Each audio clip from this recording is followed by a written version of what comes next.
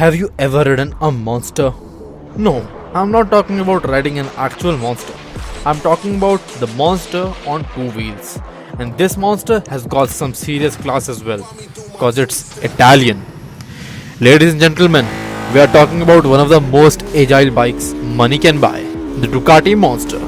I was already a big fan of it because of its aggressive stance and its muscular looks, and with the 2021, it has gone to the next level. Talking from the design point of view, I have a few things to say.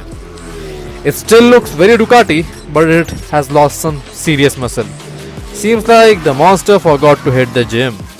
The LED light give it a modern yet futuristic look, but it would have looked so much better if the bike didn't lost its muscular shape. But that's the final design. We can't do anything about it, right? Cause it is what it is.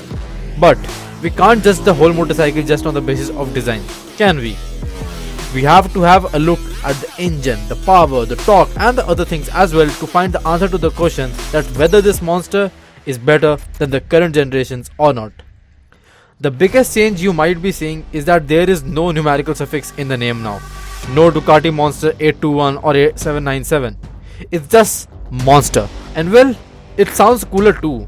But the biggest change in the Monster comes in the form of the new aluminium front frame, which is inspired by the Ducati Panigale, which is yet another Ducati Monster. This frame is directly attached to the engine and weighs just 3 kgs, and guess what? In total it's 4.5 kgs lighter than the previous Monster's trellis frame. Well done Ducati, but that's just the weight savings from the frame. If we take into consideration the other areas from where the weight has been cut off, the total weight savings come in at a total of 18 kgs, which results in the Monster weighing just 168 kgs dry. After putting in all the fuel and the necessary fluids, the weight comes at 188 kgs, which is still light.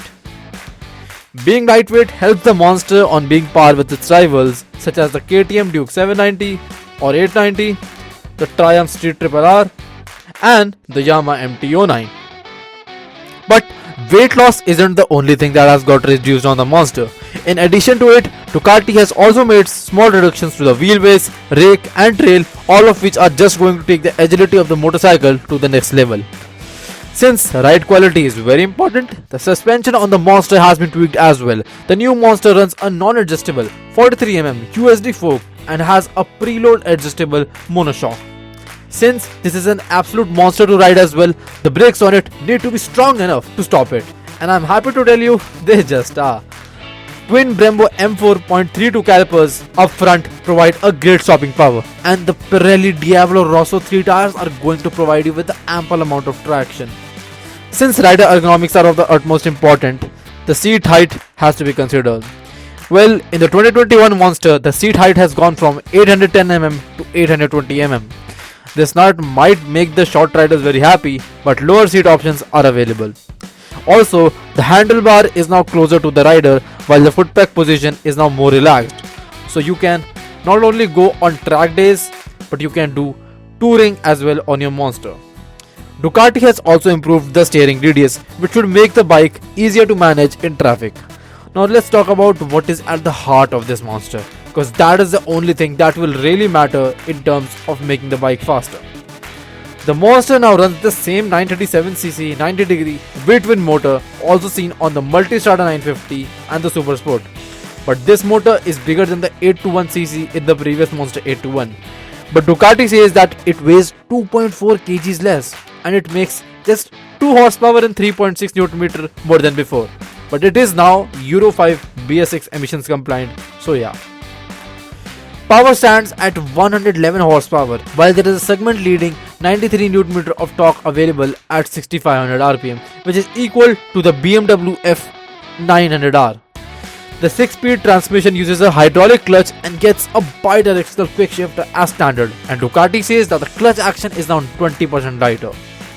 Now let's see the equipments that come with the new Monster.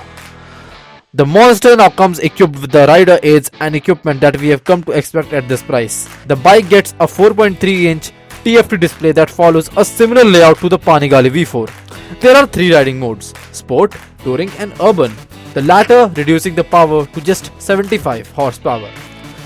ABS and traction control systems are both lean angle sensitive, and the bike also offers wheelie control and launch control. An optional Ducati multimedia system enables smartphone connectivity as well. Lastly, I wanted to sum up the design a bit more. I didn't talk about it previously in detail because the looks of this monster are quite controversial, so better to talk about it now. While the spec sheets looks far more exciting than before, images and the video suggest that the new monster has taken on a slimmer and less muscular stance than its predecessor. The bike appeals more modern in its design, with the sleek elements in the headlight and the tail lamps. The front indicators are merged into the fuel tank shroud area, and the bike now gets outward scrolling indicators as seen on cars from Ducati's parent company Audi. The upswept angle of the twin exhaust mufflers looks good too, and the tail section is more sport bike inspired as well. However, monster purists will certainly miss the red trellis frame, curved exhaust header pipe, and the powerful stance in general. Nevertheless, it's too early to pass the judgment without seeing the bike in person.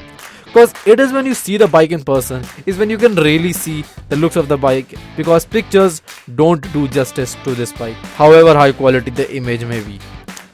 But none of this matters more than the price of the monster, because it's the price which is going to give the monster a lead or a pull down when stacking it up against its competitors. The monster is available in two variants, the standard bike and a Monster Plus, which has the same mechanical components but packs some styling establishments including a fly screen. UK prices start at about 10,295 euros, which converts to about rupees 10.13 lakhs, while the Plus model costs a few £100 more. That puts it slightly above bikes like the Triumph Street Triple R, but below the Street Triple RS in that market.